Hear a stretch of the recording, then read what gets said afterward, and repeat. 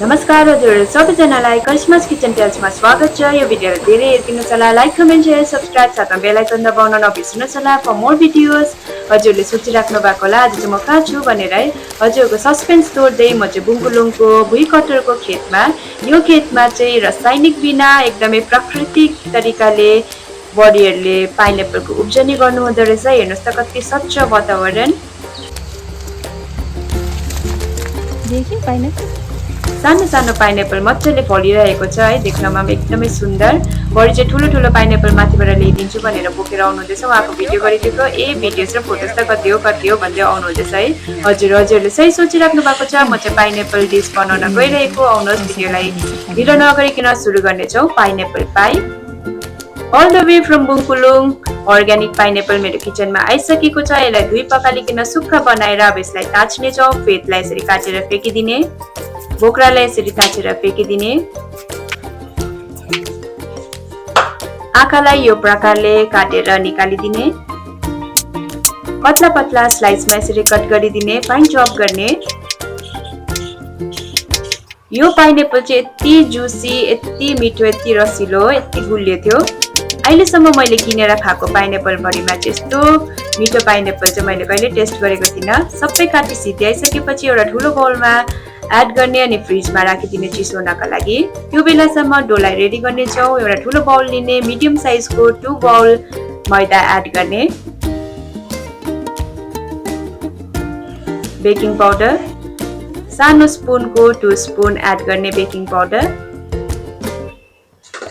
थोरै मात्रामा सल्ट, सुक्खा हुँदा एकपल्ट मजाले मिक्स गरिदिने, बटर नर्मल साइजको स्पुन 2.5 स्पुन बटर एड गरिदिने, एकपल्ट मजाले यसरी मिक्स गरिदिने,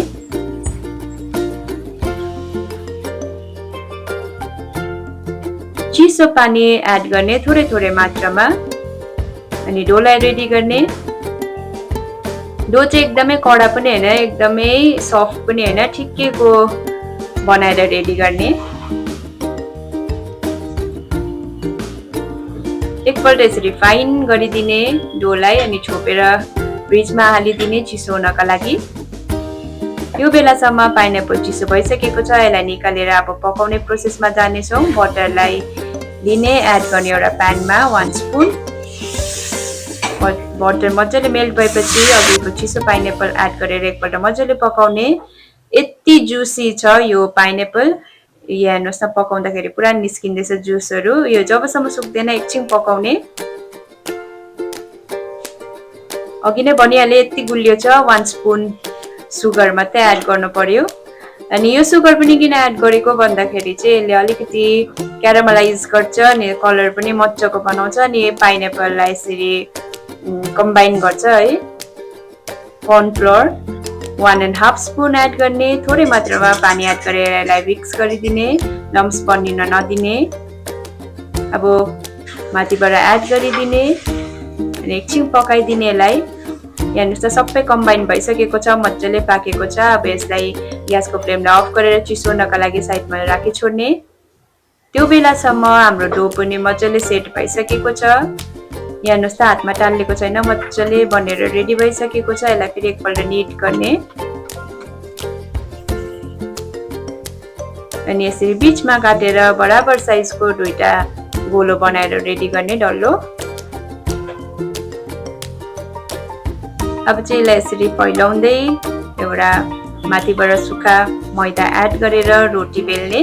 हजुरले टिन चाहिँ कुन चाहिँ साइजको कस्तो सेपको यो युज गर्नु हुँदैछ त्यसरी नै यसरी हामी रोटीलाई बेलेर रेडी गर्नेछौँ। अइलले यसरी ग्रिस गरिदिने टिनलाई।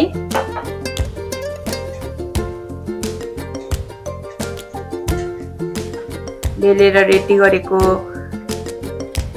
मैदालाई यसरी टिनमा सेट गरिदिने। एक्स्ट्रा रोटीलाई चाहिँ यसरी किचन सिजरले कट गरेर निकालिदिने। एउटा फोर्कले यसरी धुलो बनाइदिने। अघिको पाइनएप्पल प्युरे हाम्रो रेडी भइसकेको छ चिसो भएर अनि यसरी हालेर मजाले इभनली स्प्रेड गरिदिने अनि सेट हुनको लागि साइडमा राखी छोड्ने। यो बेलासम्म अर्को रोटी बेलेर हामी रेडी गर्नेछौँ।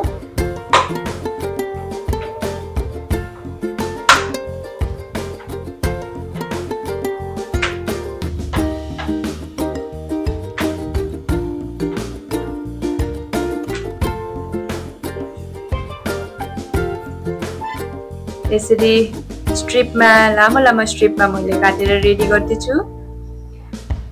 अब यसको स्ट्रिप चाहिँ यसरी मजाले माथिबाट एड गरेर यसरी सेट गरिदिने। एउटा लेयरिङ यसरी स्ट्रिप लगाएर रेडी गर्ने, अर्को लेयरिङ फेरि गर्ने अर्को साइडपट्टिबाट यसरी बुनिदिने यसलाई।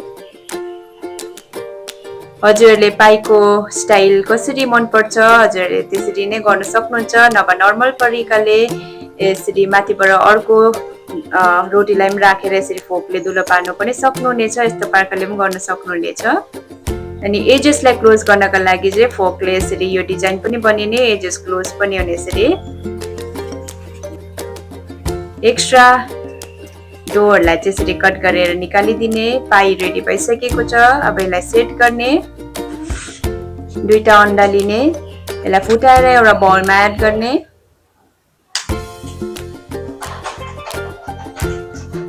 एक योक अलग गर्ने अनि यसरी फिटेर रेडी गर्ने।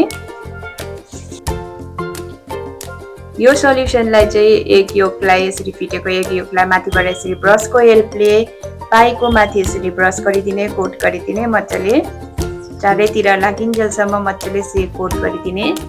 एकपल्ट कोट भइसकिसकेपछि यसलाई सिजनिङ गर्ने माथिबाट तिलले सिसिम। हेर्नुहोस् त, अब एकछिन राखी छोड्ने। त्यो बेलासम्म हामीहरू ओभन रेडी गर्नेछौँ, प्रिहिट गर्नेछौँ। ओभन चाहिँ मेरोमा छैन है। भाँडालाई यसरी नुन हालेर यसरी भाँडालाई डढ्नदेखि हामी प्रोटेक्ट गर्न सक्छौँ। नुनको बेस बनाएर एउटा स्ट्यान्ड हजुरको घरमा जस्तो अभाइलेबल छ त्यस्तै एउटा स्ट्यान्ड राख्ने, प्रिहिट गर्ने। आफ्टर 5 मिनट्स यसरी सावधानीपूर्वक त्यो पाईलाई एड गर्ने, हातहरू नपोल्ने गरी है। मिटेन्स सक्ने झन् सजिलो हुन्छ है। अनि यसलाई 10 मिनट्स चाहिँ हाई फ्लेममा पकाउने अनि बाँकी 20 मिनट्स लो टु मिडियम फ्लेममा पकाएर रेडी गर्ने। यहाँ हेर्नुहोस् त, आफ्टर 30 to 40 मिनट्स यहाँनिर हाम्रो पाई रेडी भइसकेको छ मजाले पाकेर।